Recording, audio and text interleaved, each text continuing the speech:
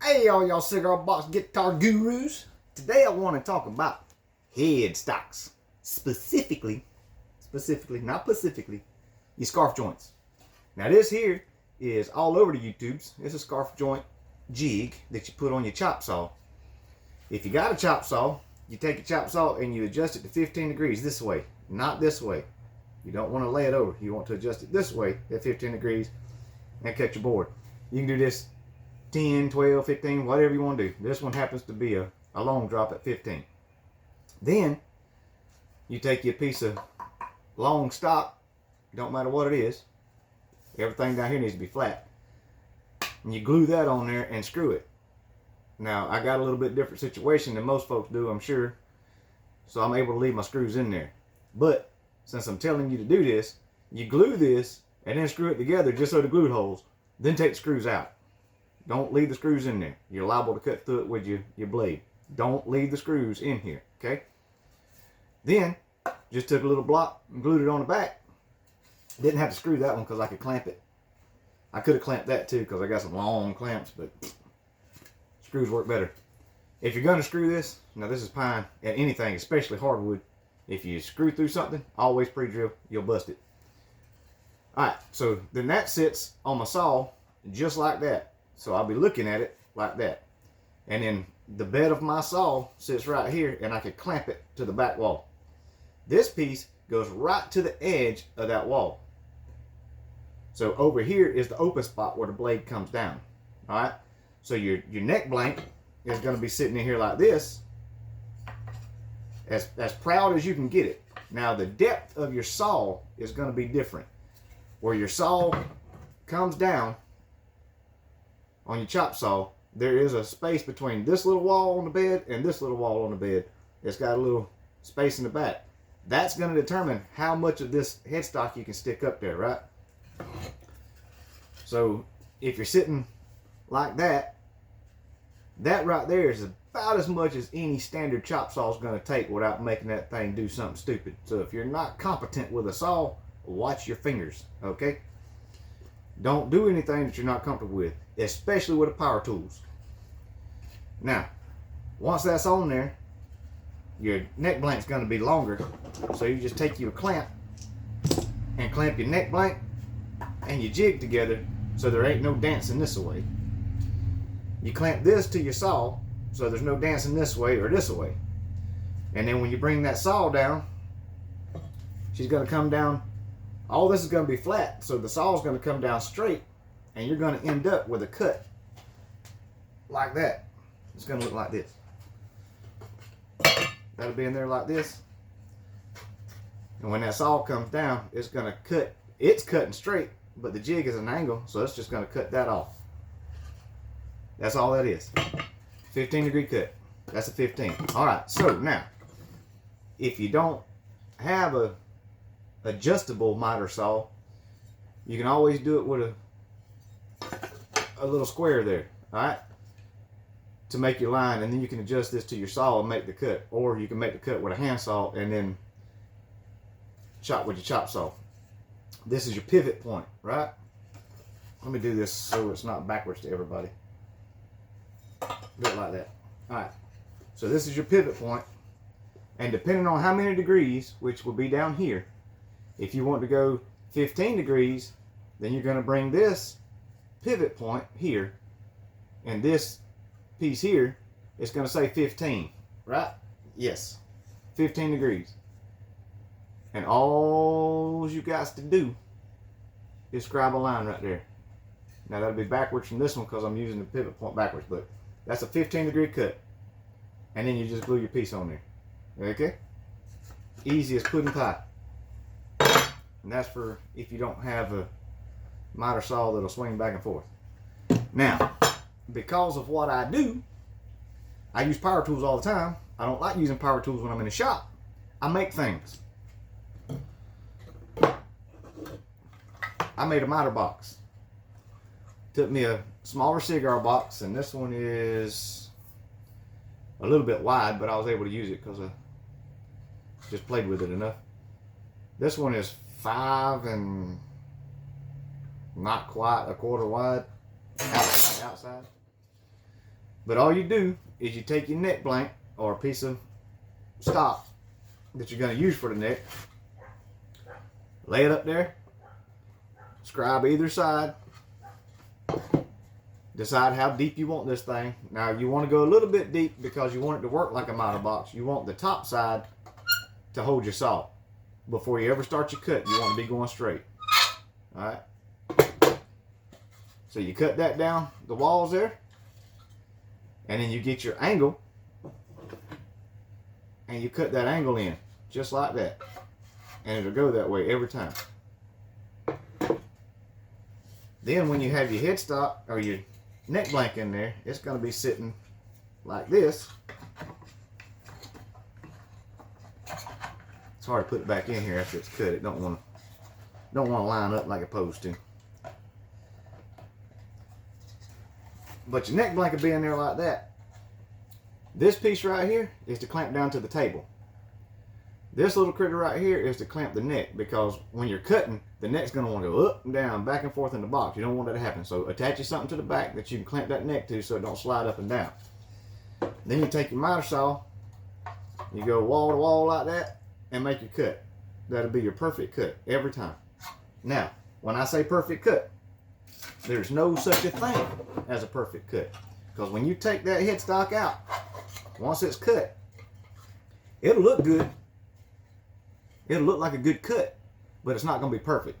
This thing won't even go back together perfect. You're going to have some variance in that cut.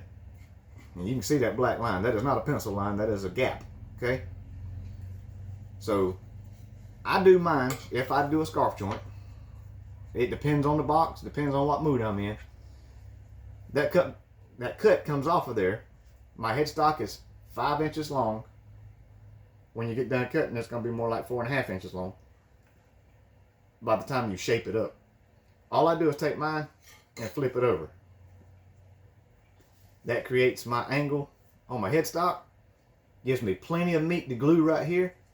And when I'm done shaping, I can sit my fretboard on there.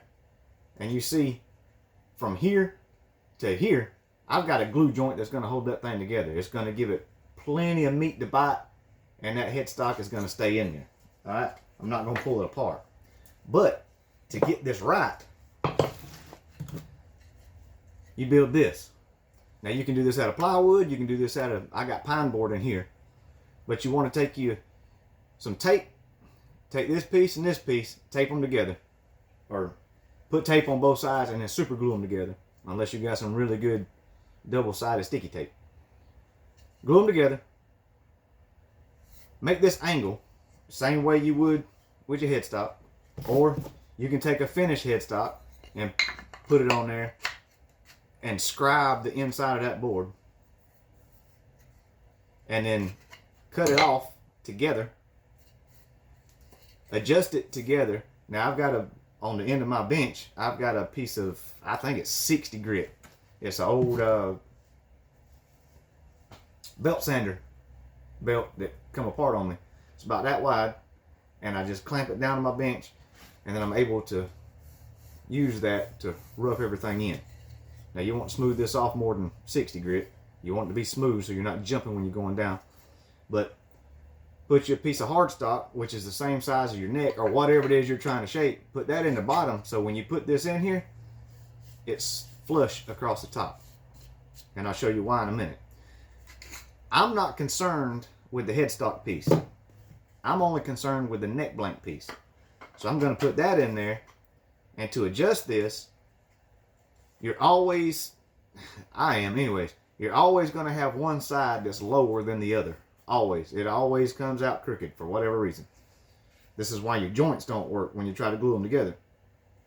But you take this thing and you slide it in there till your lowest side sticks up just a hair.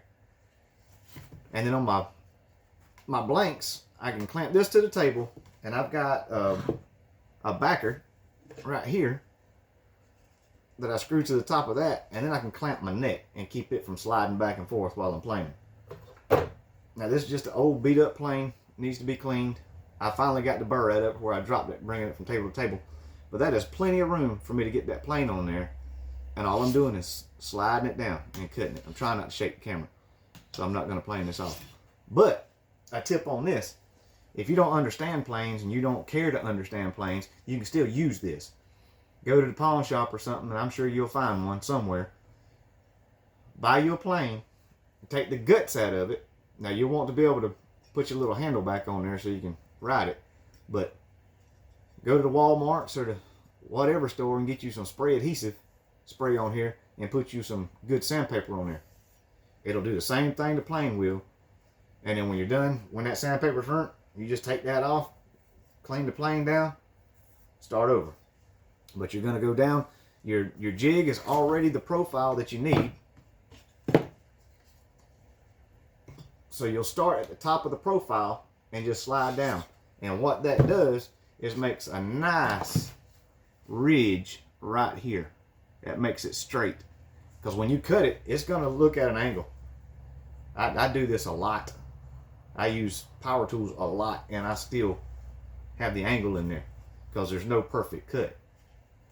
Now, the reason I only worry about this one is because this one is going to sit up here like this. So I have me a nice meaty joint right there. When you glue this up, it's going to be slippery. All you do is take you a nice piece of stock like this, a nice piece, a scrap piece of stock, and you strap that to your table somehow or the other, whether it be with a clamp or screw it down. I ain't going to judge you, however you got to do it.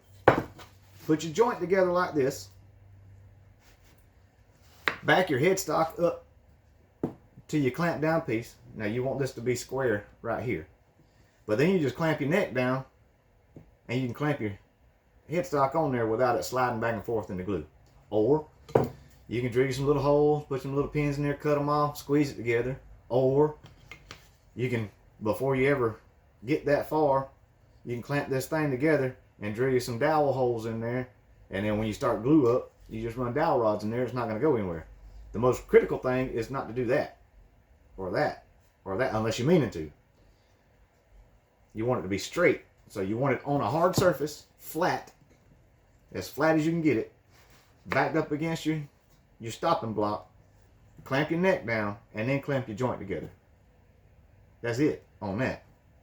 Now, when you go to glue this thing up, the end of this cut right here is going to be like feathers.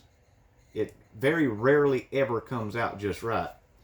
So what I do when I'm gluing things up, this is about the only time I put my headstock in this, is I'll back it up to where it's just over the edge right there, and then I take my plane and use my jig as a shooting board, and I'll square that off.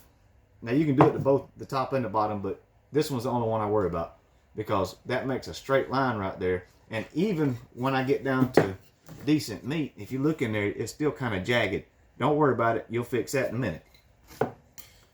When you glue it onto your head or to your neck blank, you don't want to pull it down to where that joint is where it used to be, because that's going to leave a divot right there. You don't want an open hole under your fretboard. Bring this up to where it's just proud of that neck and glue it there. Once it's glued up, you get your jig back out, and this board right here, this inset, allows you to put your neck back in there, and that puts you dead flat over the top there. So once you got your headstock on there, now you've got a place that's secure that you can take your plane, start where your nut's supposed to be, and you'll feel it because it's going downhill, and plane that piece off until it gets flat. It will end up being flat with the top of your neck blank. And once that's done, then you can go about the process of putting your fretboard on there.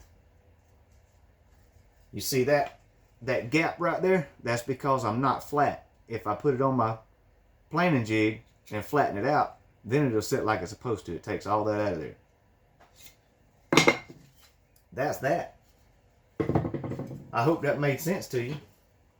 I've got one more little jig that I use a lot of times when I'm making just flat headstocks, and all that is a piece of stock. It's just a piece of flat stock, kind of like that. And I'll take my headstock, lay it up beside it, and scribe it out. I've actually got a little piece. You see the difference in the height there. And this is for cutting your tuners in. Difference in height there. I can cut down to that stock and then cut it off at the end. But you want to scribe it on both sides and on the end. And then you can just cut that piece out. And you can cut that piece out straight down if you got a good hand. Or you can cut little notches all through there and then pop it out and then smooth it off. And that'll give you your perfect depth for your tuners. Because 3/4 of an inch is too thick. Unless you got some long tuners. But that's that. Headstocks. Get you some. If you got any questions, need anything going over again, or more in depth, let me know in the comments. Now, I will say this. I use between 4.5 and 5 inch headstock. That gives me plenty of room for my tuners and gives me a little artistic room at the end. I can round it off. I can sculpt it. So, from here to the short point, which is the top of your slope there, from here to here is 4.5 inches. From here to here is 8.5 inches. So whatever you decide to do up here, go on and bet that your angle is going to be 4 inches longer. So if you want a 5 inch headstock, you're going to measure from the end of your headstock to 5 inches. And then on the bottom, you're going to go from 0 to 9. Just add 4 inches. And that's a good way when you got your blank neck, you can hit, if this is the end of your neck, you're going to go from here 5 inches, right? And then from at the bottom 9 inches. Top 0 to 5, bottom 0 to 9. 4 inch cut. And then when you make that line, you can put your ruler up there like that on your measurements, draw your line, and you'll know exactly where you're going to be hitting. And that'll also help you make your box if you know what measurement you want. And that's a little bit less than 15 degrees. That's not quite as deep as the one for the miter saw. Not quite. Almost, but not quite. Then all you got to do is work on getting your tuners fed in there. And that's all she wrote, y'all. If you need anything explained better, like I said, drop it down there in the comments and I'll be glad to go over it. There's all kind of things you can do once you get your mind wrapped around it to get things right. But y'all let me know. Come back and see me now. Bye.